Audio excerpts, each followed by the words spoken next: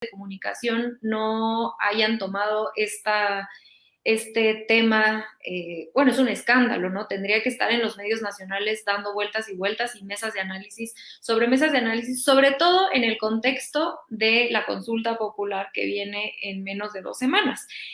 Y si tú ves la manera en la que pasan este escándalo en los medios, lo pasan de corredito, vámonos, 1, 2, 3, como si no fuera, como si no estuvieran deteniendo a una de las manos derechas de gobiernos anteriores, como si esto no tuviera una implicación directa, como ya decía Juan Pablo, con los medios de comunicación, y el significado que tiene esta alianza que tenían los medios con el viejo régimen, y los crímenes que se cometieron de la mano, específicamente el que ya comentamos de Palomino, como si no hubiera pasado nada, ¿no? Entonces es obvio que Televisa, es obvio que Latinos, Loret de Mola, pues no van a salir a decir, a hablar mucho de este tema, sino van a tratar de desviarlo con otras cosas que ya vimos que trataron de hacer. Sin embargo, hay otros medios, ¿no?, que tampoco han dicho absolutamente nada. Entonces, aquí hago un pequeño paréntesis de volada, nada más para agradecer a Mauricio Chávez, que nos acaba de dar un superchat, apoyándonos a este medio, porque justamente es imposible prácticamente encontrar este tipo de información. ¿Qué pasó? ¿Quién es Cárdenas Palomino? Ahorita vamos a hablar un poco de, si les parece, del resto de las investigaciones. Imposible encontrarlo en otros lados. Entonces yo quisiera ver si podemos hablar de los medios y, por otro lado, el tema del resto de las investigaciones, que también esta semana se le acusó, se le está investigando a Ildefonso Guajardo de enriquecimiento ilícito, ¿no? Entonces, acá de verdad son 2 noticiones en una semana, y hay un tercero que salió un documento en El País, y vaya que El País no quiere a la Cuarta Transformación, donde hablaban de un directivo de CFE, que además tiene mi mismo apellido y sí lo conozco. Entonces, no les voy a contar el chisme tan a fondo, pero échense el texto. Es una vergüenza para mí, pero lo celebro, ¿no? Que lo público se haga público y que se le investigue a la gente que robó. Un directivo de la CFE, un alto directivo, que antes trabajaba en Shell, después se vino a la CFE durante el periodo de Peña Nieto, y él estaba a cargo de la CFE Internacional, es decir, los tratos con compañías internacionales que fueran a entrar a México. Y curiosamente se crea, amigos de él, de trabajos previos, excompañeros de trabajo de él, crean una empresa nueva y al año reciben millones y millones y millones de dólares de contratos de energía acá en México, ¿no? Entonces, es obvio que hay un conflicto de interés, que se firmaron, ahí mismo dice que se firmaron contratos que no debían haberse firmado, etcétera, etcétera.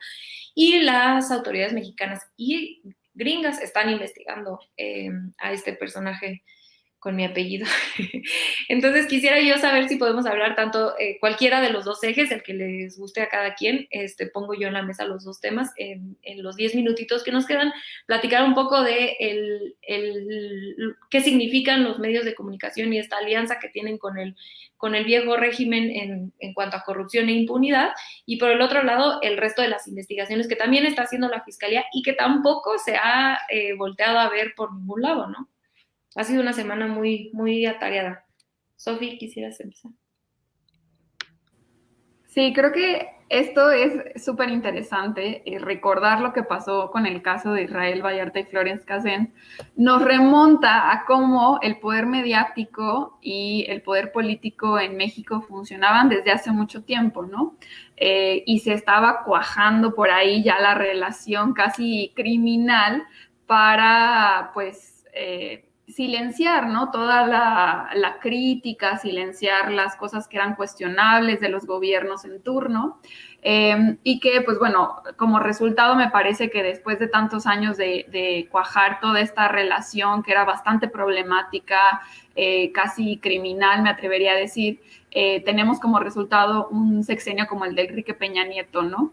Creo que, por ejemplo, si nos vamos al caso de Israel Vallarta y Florence Cassén, podemos empezar a ver como estos espacios en los que la Policía Federal podía recrear, como le dicen ellos, más bien hacer un montaje, para hablar de una detención que además de haber sido arbitraria, de haber sido hecha con muchísimas irregularidades, creó un problema para México diplomático con Francia, pero además que, como bien lo mencionaba Juan Pablo, al día de hoy tenemos a Israel Vallarta en la cárcel sin una sentencia, y lleva 16 años en la cárcel sin una sentencia, y además también Flores Casens estuvo 7 años en la cárcel, ella sí obtuvo una sentencia, pero de todas formas todo su caso estuvo lleno de irregularidades, ¿no?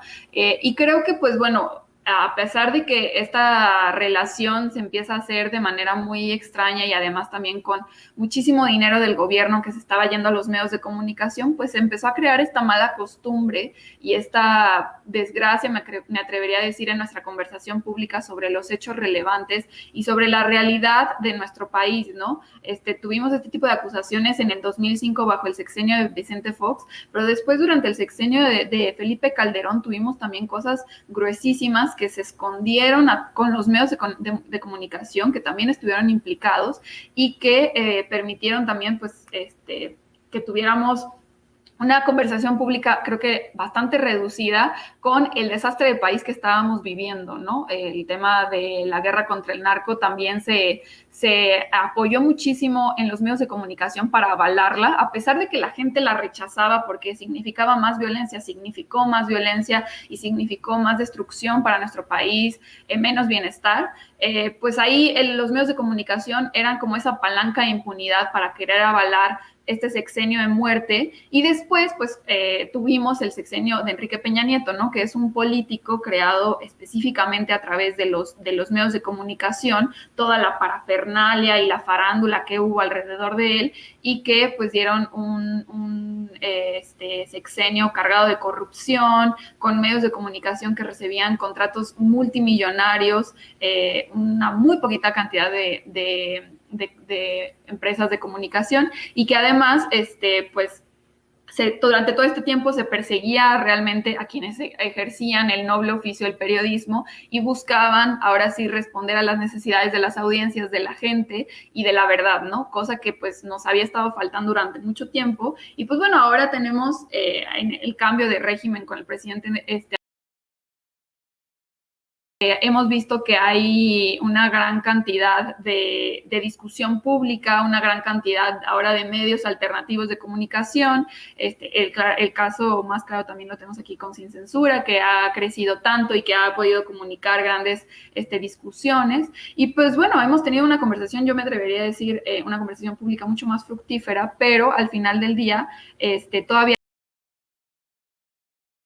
siguen estos intereses, ¿no? Hay muchos intereses a través de los medios de comunicación que se dedican a mentir, que se dedican a fabricar incluso noticias falsas, a confundir a la población, incluso a querer modificar la opinión pública, porque hay disidencia política. Pero no se habla de la disidencia política si no se utiliza la información modificada para querer hacer ver mal a una fuerza política, ¿no? Y creo que eso pues habla de la gran decadencia en la que hemos caído con los medios de comunicación, cómo se han generado, cómo se han creado ahora, ¿no? Marta, ¿qué opinas? Sí, a propósito de los medios, ¿no? Pues precisamente lo que vimos en sexenios pasados, sobre todo en el de Felipe Calderón, es que los medios de comunicación también se utilizaron para legitimarse, o sea, para legitimar el discurso, para legitimar las estrategias de violencia. Y desde luego los medios siempre han sido cómplices, históricamente los medios más grandes han sido cómplices del poder económico aquí en México y en todos lados, me atrevería a decir. Ahora salen mucho con el lema de que es que incomodamos al poder, sí, pero a poder incomoda, ¿no? O sea, al poder económico, a sus jefes, a sus círculos, a la oligarquía jamás la tocan y nunca la van a tocar, de verdad, nunca la van a tocar. Y es toda una empresa, todo un negocio y toda una red, incluso de relaciones personales entre estos personajes del viejo régimen y de los medios y de los poderes fácticos que existen en México. Y bueno, o sea, afortunadamente sí tenemos los medios alternativos, como este caso de los canales de YouTube y demás, que sí permiten una más amplia democratización de la opinión pública. Se abre más la arena de la discusión, desde luego. Sin embargo, hay que recordar que quienes siguen teniendo el poder de los medios masivos, pues es el mismo grupo de siempre.